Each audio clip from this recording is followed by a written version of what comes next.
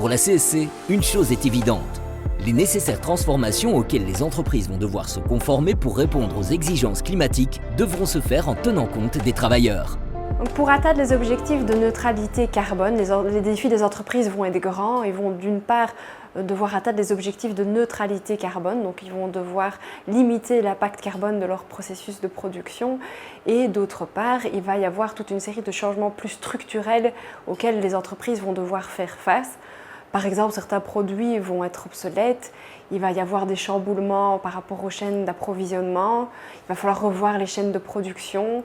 Il va y avoir évidemment des défis tout au long des transports, les prix des transports qui vont changer, l'organisation des transports va changer. Donc tout ça, ce sont des défis assez conséquents auxquels les entreprises vont devoir faire face.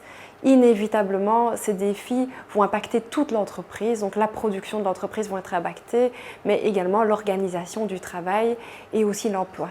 Ce sont tous des phénomènes qu'on a d'ailleurs vus ces derniers temps à cause de la crise Covid. Des entreprises ont été chamboulées par rapport aux prix de transport, aux approvisionnements, il y a eu des pénuries de matières premières.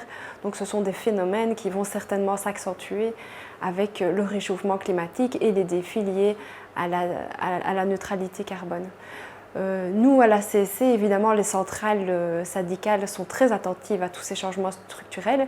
Elles étudient les changements qui sont liés à leur secteur et elles essayent évidemment d'anticiper le fait que les travailleurs soient bien au centre de tous ces changements, donc on respecte bien les travailleurs, que la concertation sociale soit impliquée dans tous ces changements, mais également qu'on mette bien en place de la formation, notamment parce que tous les métiers vont évoluer et donc il faut que les travailleurs puissent s'adapter.